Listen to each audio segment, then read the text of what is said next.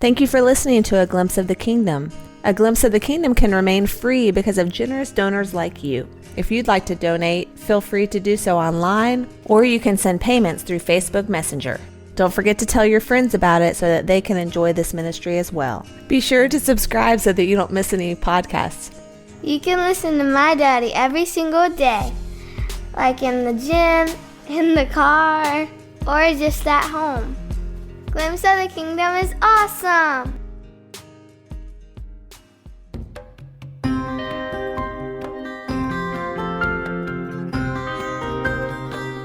Hello, thank you for listening to A Glimpse of the Kingdom. I am David Pendergrass.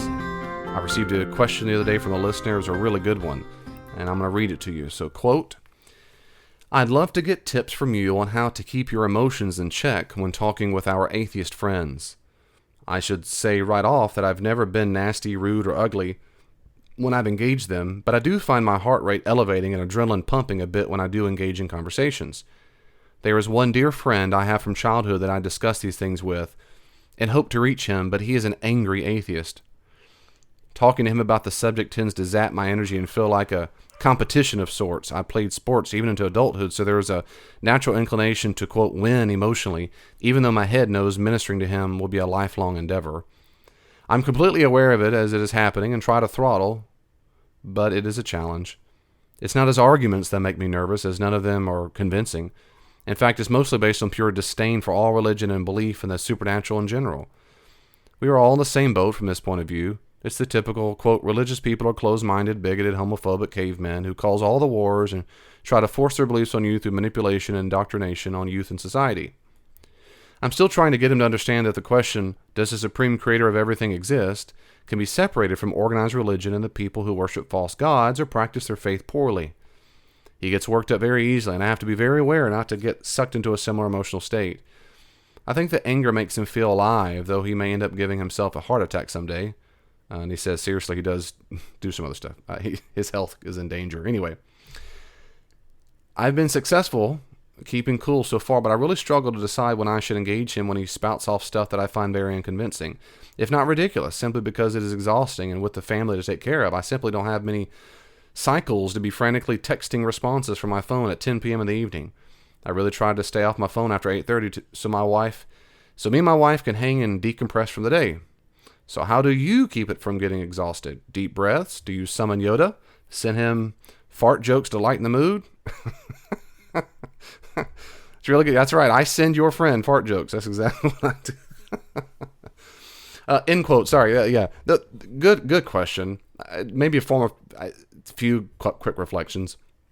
Nothing earth-shattering. One is, I'm so absolutely impressed that you're attempting to have the conversation.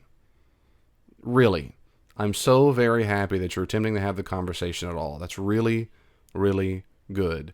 Two, the fact that you're trying to have the conversation as calm as you can is outstanding.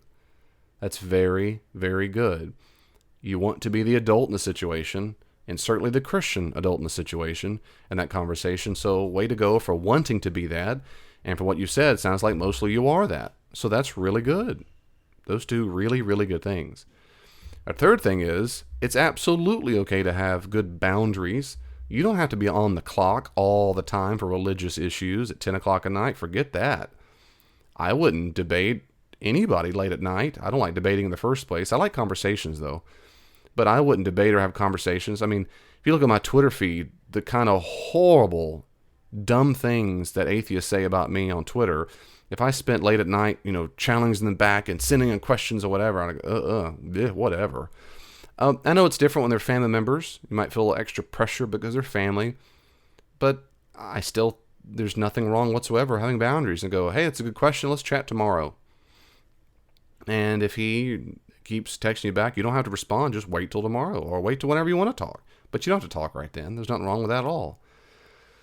And also very good for you for being self-aware of your emotional state. It's very important. And yes, deep breaths when you have those frantic heart palpitations helps a whole lot. A couple of the little tips might be, and you might already do this, but you didn't say in your email, but you might already do this. One is, expect it.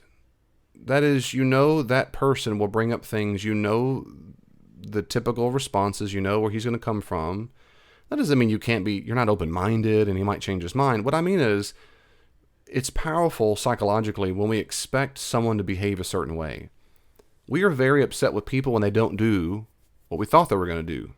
I mean, if we're being honest, most people are upset because you didn't meet my expectations. So flip it. Don't expect him to be anything but really worked up. So you go, oh yeah, that's going to happen. He gets well worked up about that stuff. Some people get really worked up about Obama or Clinton or Trump. You just know going into it, they're going to get really worked up. Yeah, that's their deal. Some people get really worked up about a sports team or their former boss or women or men or this or that. Just, yep, that's their deal. They get real worked up about that. You don't get worked up. You know, my point is you don't have to, but they might. And you might just kind of shake your head on the outside or inside going, oh, in the South we say, bless your heart. Like, they just get worked up. But we know when we expect it, and not being condescending to the person, I'm saying it helps you calm down. You go, yeah, I expect them to get real worked up. That's just their shtick. That's going to help you. But yeah, deep breaths, real big, maybe one big fat gulp of air, just hold it and then just force your brain to calm down. That's going to help. Another thing that helps is to say, maybe tell yourself that you don't have to convince him of anything. You don't let go of the need to convince him of anything. Anything. That is to say, and you might do this already, but give him permission to be wrong. If he came around, every time he came around you and said, 2 + 2 = 7. 2 + 2 = 7, man. 2 + 2 = 7. The problem with all you 2 + 2 = 4 people is you're all a bunch of bigots and you're racist and you're closed-minded, Iron Age stupid idiots. We all know 2 + 2 = 7. If you were born in America, you wouldn't think 2 + 2 = 4. Now, you might go, whatever, that's dumb. 2 + 2 = 7. But he can believe that if he wants to. If that sounds too crazy, I give this analogy all the time with people in counseling. If I went to my daughter's class and they had a mathematics class, and I walk around, now she's a little older now, but let's just say she was learning her literal 2 + 2s and 3 + 2s and all that when she's in, first, second grade. And I walk around the room and there's all kinds of bad answers everywhere. Now, do I walk up and down the desks looking at these answers? Do I feel compelled? Does my heart start racing? They got it wrong. They got it wrong. I got to fix it. I need to start teaching. No. You messed that up. You got to do this. You might. I mean, the listener might. I don't at all. I go, well, that's wrong. But they get it right. They get it right. If not, okay. But I feel no compulsion to stop what I'm doing to fix every single student's ignorance. That's like with life. They can be a second grader or a 50-year-old person. You can believe 2 + 2 = 7. You can believe all religions are stupid and all religious people cause the war, but that's just as dumb as 2 + 2 = 7. It's just false. But you can think false things. You can think false things. Then the question is, well, when do I ever disagree? Do I bring up point of view? Well, sure you can, if you want to. And if a person seems like all they're going to do is be argumentative at all, then you don't have to. If they say, what about you? You don't think blah, blah, blah. If that's the case and you found the person has a pattern of being argumentative, I say that. I say it. I say, well, I'm happy to have a conversation with you about it, but I don't know his name, Bob, whatever. But Bob, in the past we've talked about it, you seem to get really upset. And maybe I'm wrong, but you seem to get really upset. And I don't know, I guess I just don't want to talk about it if you get that upset. And then you wait for his response. And if he changes that, well, I'm just saying blah, blah, blah, blah. I would not say anything at all until he responds to your comment about being upset. If he says, no, I'm fine, well, then talk about it.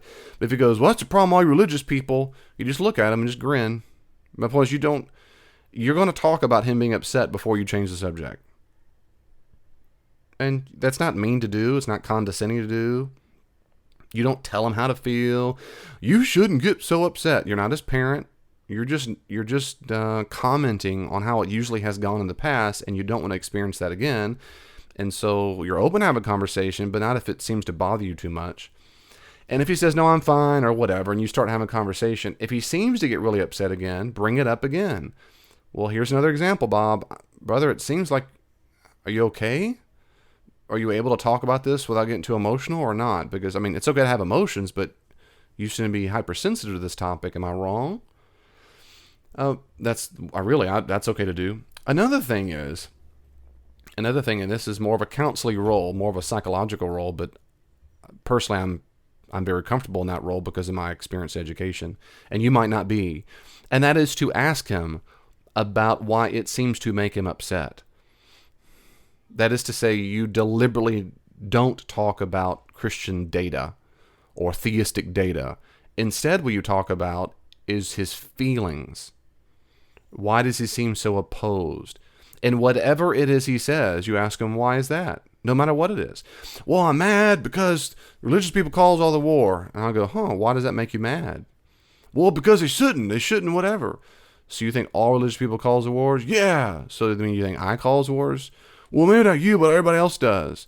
And that bothers you? Yeah. Why does that bother you? Well, they shouldn't do wars. Oh, okay. Why is that? You just keep asking. You allow the person to figure out what it is they're so mad about, and you just talk about that. And that's it. But it's genuine. You're really listening. You go, how about that? And at the end of the day, you might just say, well, I'm sorry you feel that way. That's a real bummer. That's got to be real difficult for you to be so upset about that all the time. But that's it. That's it. My probable last thing I'd say is, and I don't think I've said this already, and that is, it is okay for you to get a little anxious. It's very unlikely that you're going to stay around like a Spock character or Data. If you're a nerd like me, you appreciate those analogies, but you're not going to stay like that the whole time because you're a human being, and because this is family, and it's about religion, and someone, if they're kind of going blah, blah, blah, blah, our brain, our amygdala, recognizes that as danger. We're being yelled at or fussed at. We might feel in danger, which causes adrenaline and cortisol to shoot through your body, which makes your heart race. So that is precisely what should be happening. So I would not expect ever that you'll be perfectly calm in a Zen state.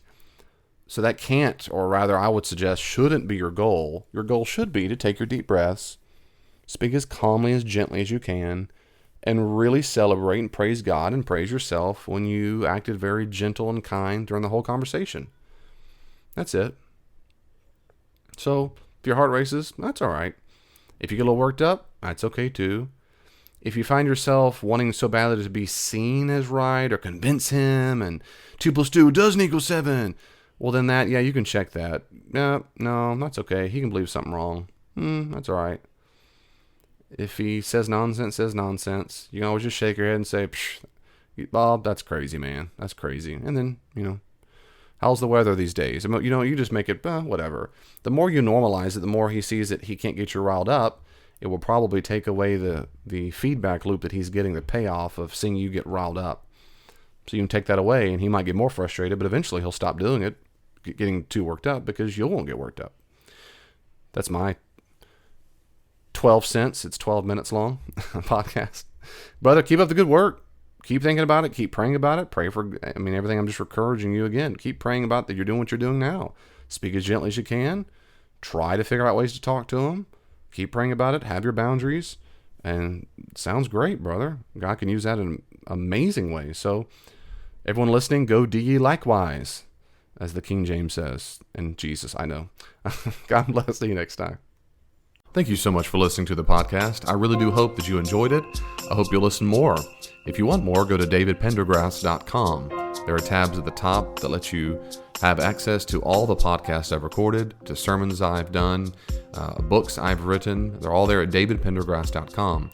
You can also check me out on Facebook, facebook.com/glimpse of the kingdom, facebook.com/glimpse of the kingdom, and also look at my Twitter feed at glimpse the kingdom, or at Dr. D. Pendergrass, at Dr. D. Pendergrass.